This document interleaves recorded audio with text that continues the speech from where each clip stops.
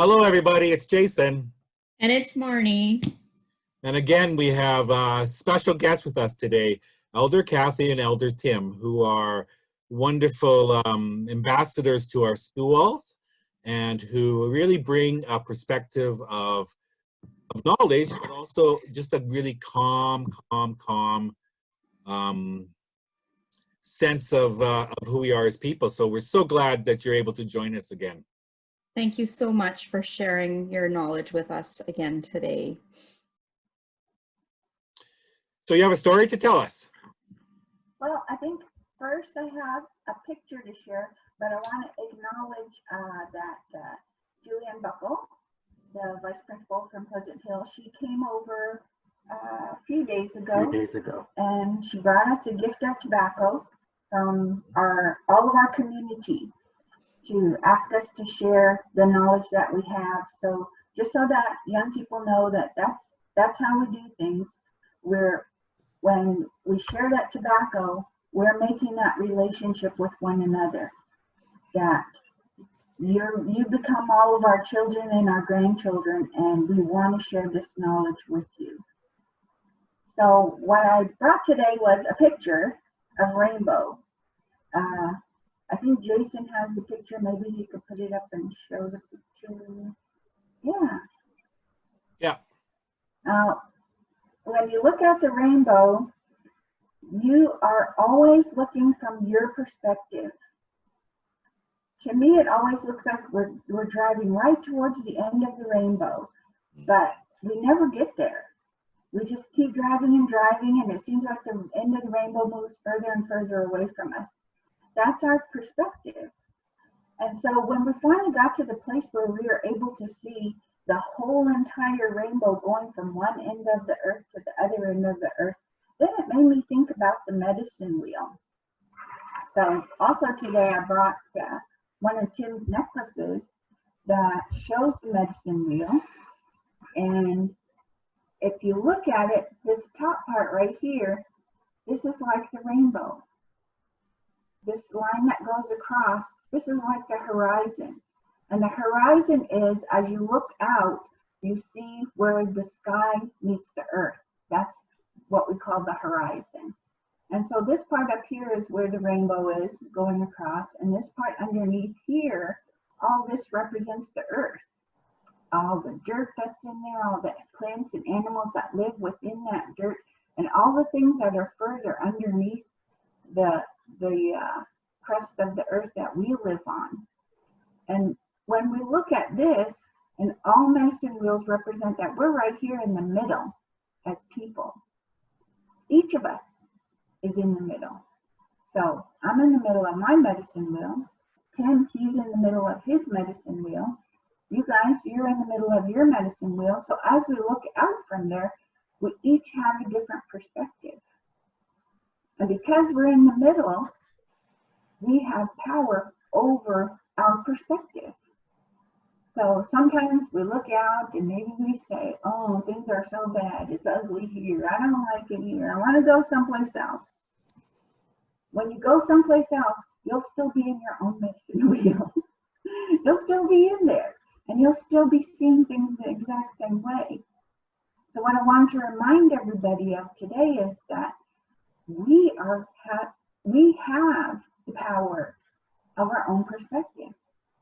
So we get to choose. So if I wake up in the morning and I look around and I say, I want to see all the beautiful things today, then I will look around and I'll start spotting beautiful things. Oh, that tree is so nice. Oh, look at those plants. Oh, look at those birds. They're so beautiful. How they sound, it's wonderful. How the air feels on our faces, it feels great. And I will make my perspective all the beautiful things that we see in our world. And the same is true. If I get up and maybe I'm grouchy and I start thinking, oh, Tim, you're so annoying. You keep saying that. Oh, all this junk is laying around. Oh, I don't have the things I need. Oh, look outside and leaves are everywhere out there. But I can change that perspective. I can look at the bad things, but I should look with an eye to saying, how can I fix them? how can I change them? And it's important to, because we have 4 equal parts in our medicine wheel. So we want to keep them all balanced. So we don't want this whole thing to be all the bad things. We want part of it to be. So we'll look at the bad things that we can fix. But we're going to try to stay on the good side of all the beautiful things that we do have. So that power belongs to each one of us. Every person has that power. So when you get up in the morning, think about your medicine wheel and think about the power that you have to look out into the world and to decide what you're going to look at. I think Tim has something he wants to say, if you remember. So, as I was talking earlier about we as human beings, sometimes we forget about the little things because we're so drawn to all the things that are happening, especially at this point in time where we are restricted to our homes and we only have each other. And like what Kathy was saying, we drive each other nuts, right? But it's through the nuts that make you connected to one another and through the crisis that we're in.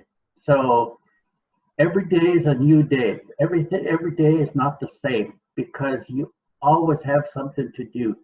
And when you stop and look at the past, you see how our relatives made it through the dirty 30s, right? That was a crisis back then.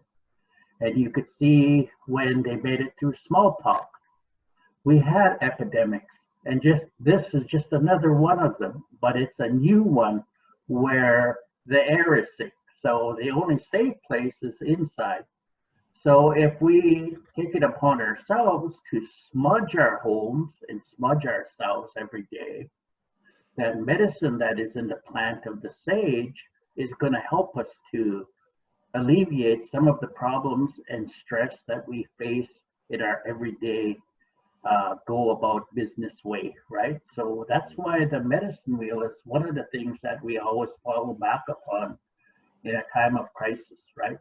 And we need to go back to being thankful for the things that we do use from Mother Earth. And those are the things that we went and collected already. So if you have them, if you have sage, you have sweetgrass, you have cedar, use them to smudge yourself, smudge your home, right? And always remember that these are the things that we're grateful for, and we understand it every time we get to walk upon Mother Earth and to appreciate all the valuable things that she gives us each and every day, right? And that's from the time you get up and you take that first stretch, oh, right? You're breathing in that air, right? And you're being thankful just to be alive today, right? Because tomorrow is not given, but you have to live for today, right? And the reasons we live is because we have so many grandchildren, right? And that is our point of trying to stay alive in this world right now, is to make sure that our grandkids are okay, right? And my grandmother called me one day and she said, "Grandson, come over to my house. I got to tell you something." So I said, "Okay. I can't tell you on the phone." I said, "All right, I'm coming." So I jump in my truck and I go visit her.